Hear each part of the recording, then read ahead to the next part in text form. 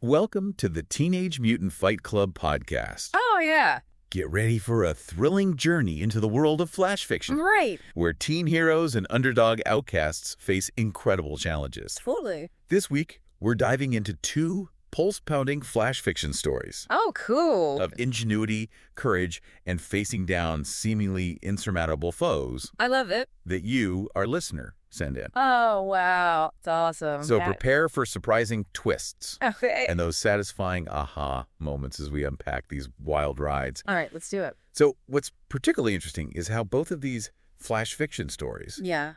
showcase these young protagonists, Mhm.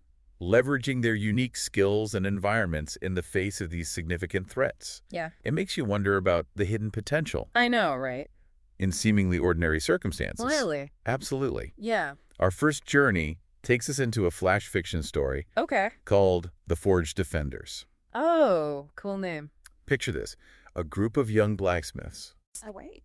heirs not to godly power, but to the very spirit of invention, Uh-huh. championed by the Greek god Hephaestus. Okay. Their everyday workshop, a place of creation and quiet craftsmanship, Yeah. is suddenly besieged.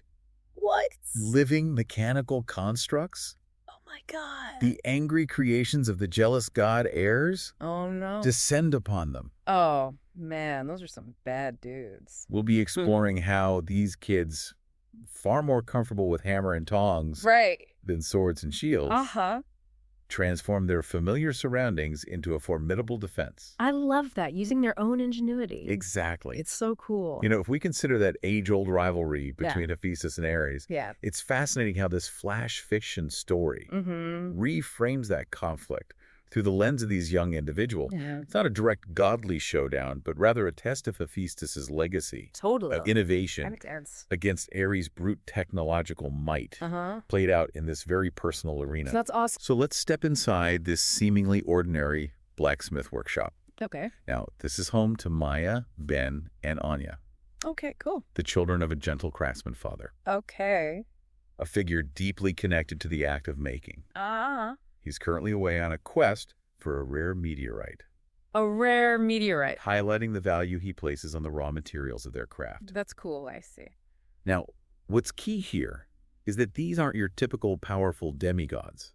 Right, okay.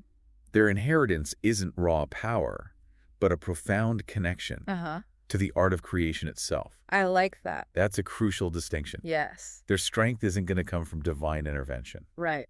but from their understanding of how things work, Uh-huh. how they can be manipulated and repurposed. Yeah.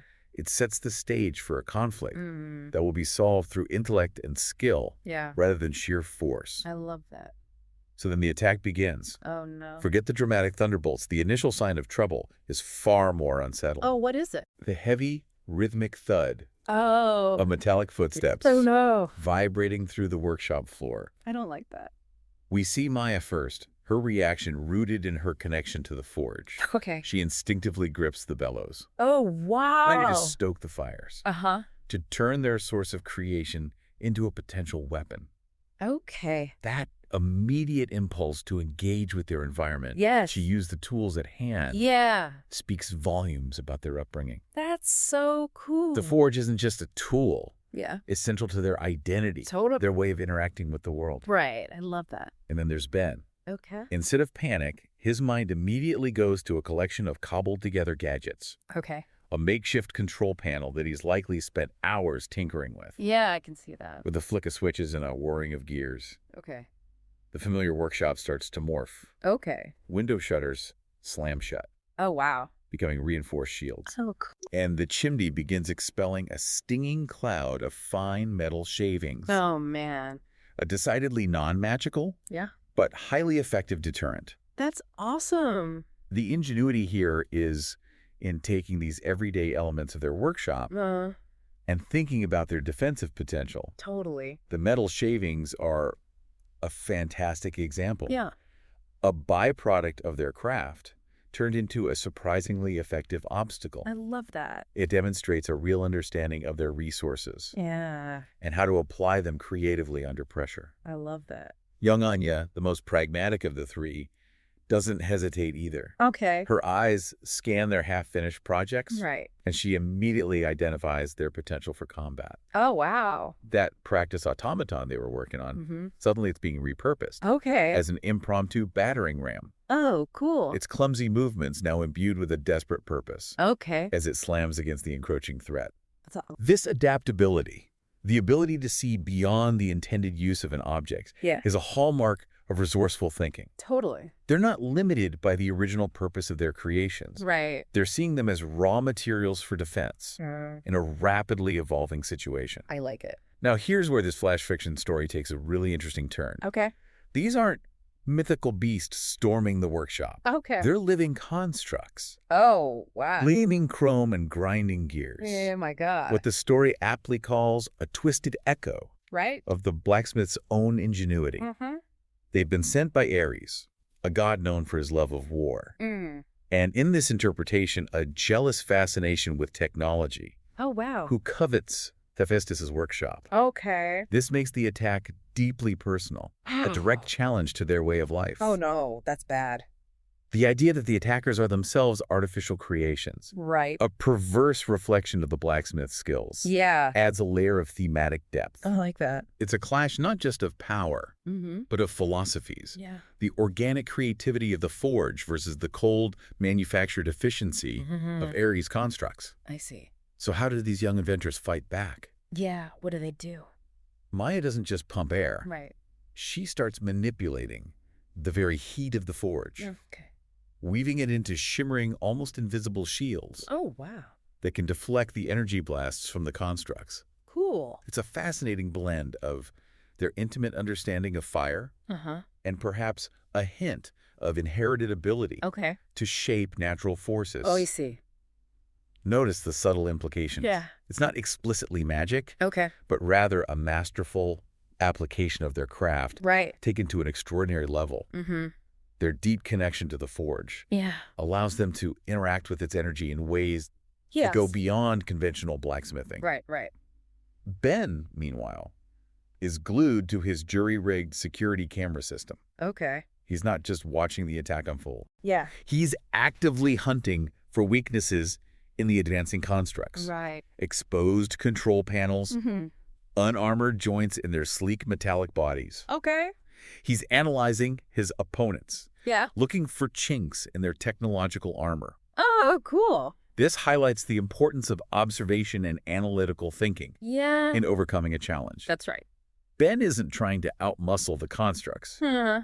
He's trying to outsmart them using his understanding of technology Oh, that's right. to find their vulnerabilities. Right. And then comes Anya's audacious move. All right, let's hear it. They have a catapult, normally used for testing projectile designs, Okay.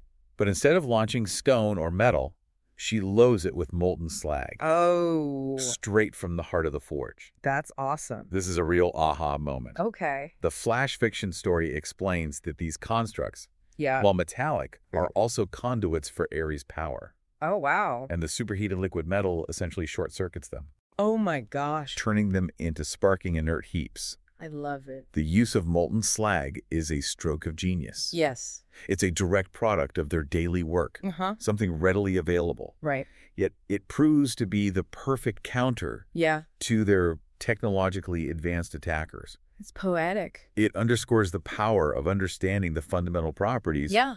of your resources and applying them in unexpected ways. Totally. Finally, with a final hiss of escaping energy, Oh, wow. the last construct collapses. Okay. The workshop, spattered but not broken, Yeah. slowly returns to a semblance of order. Okay. The siblings, adrenaline fading, Uh-huh. gather around the still glowing forge. Okay. Ben picks up a half-melted gear, a stark reminder of the battle they just fought. Yeah. He can't help but wonder if Ares has gotten the message. That's a good question. That half-melted gear serves as a potent symbol of their victory, Totally. a tangible warning that they've inadvertently sent back to a god. Oh, yeah. Small detail. That speaks volumes about the effectiveness of their defense. Right. Anya, with a confident grin that belies her young age, Okay. surveys the scene Mm-hmm. and suggests that perhaps next time, Yeah. Ares will think twice Uh-huh. and just stick to building his own toys. That's so cool. There's a real sense of hard-earned confidence in her words. I like that. Her reaction signifies a shift Yeah. and their understanding of their own capabilities. Totally. They've moved beyond being mere craftspeople. They've proven themselves capable defenders Yeah. of their home and their craft, That's awesome. even against divine aggression. I love it. The flash fiction story concludes by emphasizing their father's belief in the spark of ingenuity. Yeah, okay. It was that inner fire, combined with the literal fire of the forge, that allowed them to defend their home and in the process discover their own strength. Oh, I love that. Their path lies in creation. Right. And they've shown that even a god might think twice before underestimating the power of a clever mind. Right. And all this happened in the quiet of their workshop, Yeah. unnoticed by the wider world. Oh, wow. The fact that their heroic defense goes unacknowledged by the larger world reinforces the idea that their true reward lies in their own resilience and the realization of their potential. Totally. The lasting takeaway for you, our listener, is that true strength isn't always about overt power. Right. But often resides in the ability to innovate and adapt, using the resources and skills that you already possess. That's awesome. All right, so let's transition now to our second flash fiction story. Okay. For this journey, Yeah. the Nemesis Enforcers. Oh, that's a good one. Here, the atmosphere shifts dramatically. Okay. We leave the bright, active energy of the forge and descend into the reeking, oppressive darkness of tunnels beneath their home. Oh, wow. A dwelling built atop the ruins of an ancient, forgotten temple. Oh, that sounds spooky. The air is thick with a smell the story describes as a festering echo of unchecked hubris. Wow. We are introduced to Kai, Maya, a different Maya, interestingly enough. Oh, really? And Ben, again, a different Ben. Okay.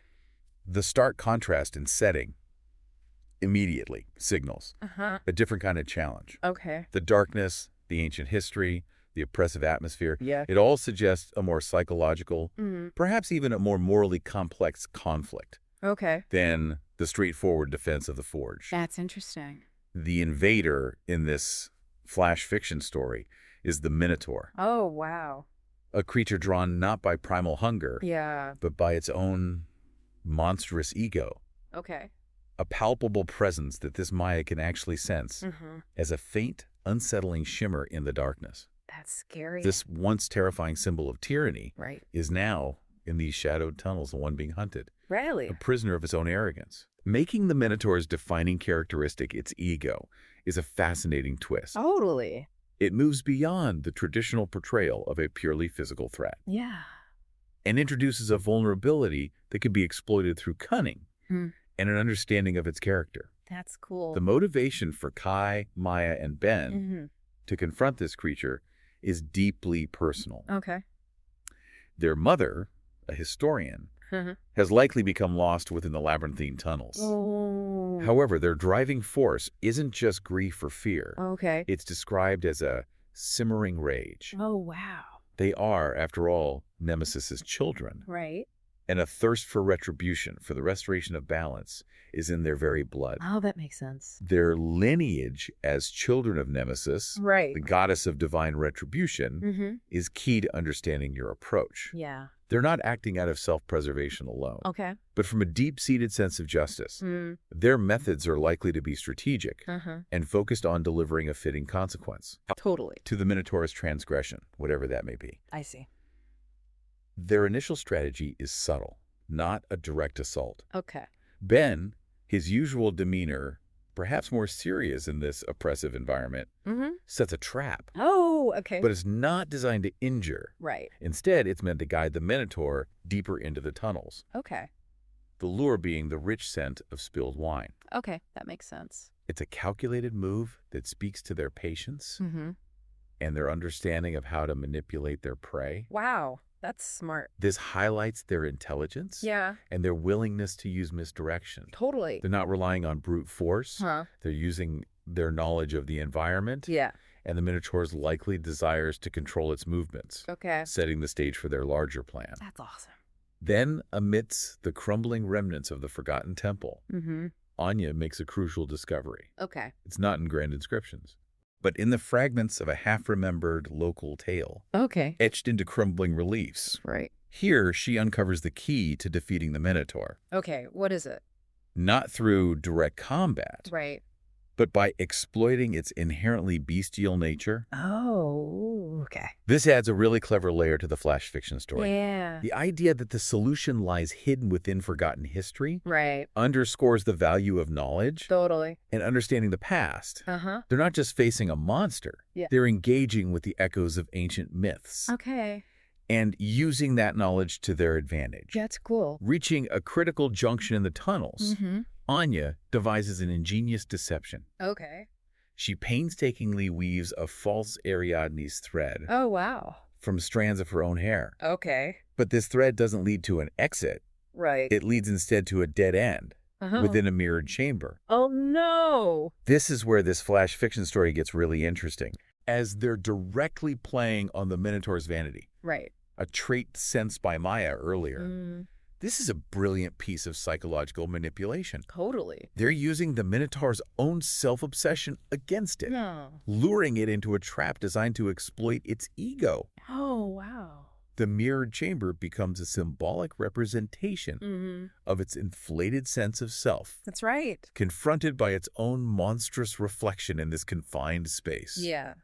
The Minotaur predictably descends into a blind rage. Oh, no. The ancient tunnel structure, never intended to withstand such fury, begins to crack and groan. No, no. Kai, anticipating this exact moment of weakness, Okay. triggers a controlled collapse, sealing the mirrored chamber Oh, my God. and burying the Minotaur Oh, wow. beneath the weight of its own amplified ego. That is so cool. A truly poetic and fitting end. I love it. The Minotaur's demise, brought about by its own reflection Uh-huh. and subsequent rage, serves as a powerful metaphor Yeah. for the destructive nature Mm, of unchecked ego and hubris. I agree.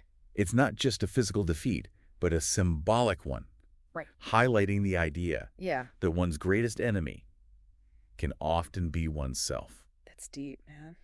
The flash fiction story emphasizes Yeah. that Kai, Maya, and Ben Okay. aren't mere monster hunters. Mm-hmm. They are weavers of fate, Oh, I like that. their weapons being cunning, knowledge, and a deep understanding of the darkness, Okay. both literal and metaphorical, Yeah. rather than brute strength. That makes sense. Defining themselves as weavers of fate elevates their role Uh-huh. beyond simple heroes. Right. They are actively shaping events, Mm-hmm. using their intellect and understanding of the underlying dynamics Totally. to achieve their objectives. Well, that's cool. Their quest to rescue their mother continues, Okay. fueled by their unwavering commitment to justice Uh-huh. as they finally leave the collapsed section of tunnels. Yeah. The story notes that the remaining passages rumble, not with fear, but with a sense of defiance. Okay. Anya reflects on the fragility of hubris, Yeah. much like the shattered mirrors in the chamber. Yeah. Kai understands a profound truth. Mm-hmm. Every monster, in its own way, Yeah. creates the labyrinth of its own downfall. Wow. And Ben, ever mindful of balance, Okay. begins to weave a new thread, Yeah. perhaps symbolizing the restoration of order. I like it. These closing reflections provide a sense of closure Uh-huh. to this particular encounter, Yeah. while also hinting at their ongoing mission. Right. Each sibling internalizes a key lesson learned Mm-hmm. from their confrontation with the Minotaur, Totally. demonstrating their growth and understanding of the principles of nemesis. That's cool. Emerging back into the blinding sunlight, Okay. their home is transformed. Yeah. It's no longer just a dwelling, Right. but a veritable temple of justice, Wow. a place where imbalances are redressed. Okay. They are the inheritors of a powerful and dangerous legacy. And in the darkness, the hunted have become the hunters. Oh, wow. The flash fiction story ends with a clear warning to the monstrous world. Okay.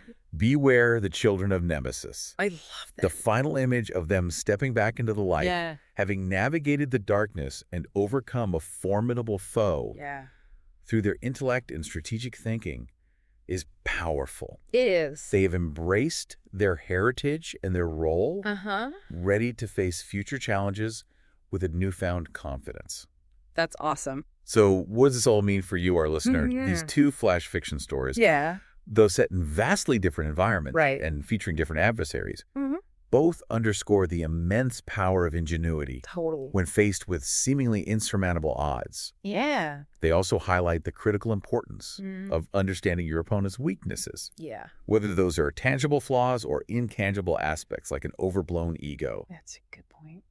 In the Forged Defenders, we saw how a familiar space Yeah. could be transformed into a defensive stronghold through the creative application of existing skills. I agree. In the Nemesis Enforcers, Yeah. the triumph came from leveraging historical knowledge and a keen understanding of character to outwit a powerful creature. That's so cool. What resonated with you most during these journeys? Yeah. Perhaps it was the remarkable resourcefulness of the young blacksmiths, turning the tools of their trade into instruments of defense. Yeah. Or maybe it was the strategic brilliance Totally. and psychological manipulation employed by Nemesis's children within that oppressive labyrinth. I don't know. They were both so cool. Exactly. Yeah. Consider how these principles might be relevant in your own life. Right. Whether you're tackling a complex problem at work, navigating a challenging negotiation, or facing a personal obstacle, think about the power of creative problem solving and the importance of truly understanding the dynamics at play. Yeah. Including the potential vulnerabilities of those you might be facing. I agree. This leads to an important question for you to consider. All right. What seemingly ordinary skills or knowledge do you possess that, if applied in an unexpected or strategic way, could become surprisingly powerful in overcoming future challenges? That's a good question. Take a moment to reflect on that. Yeah, everyone do that.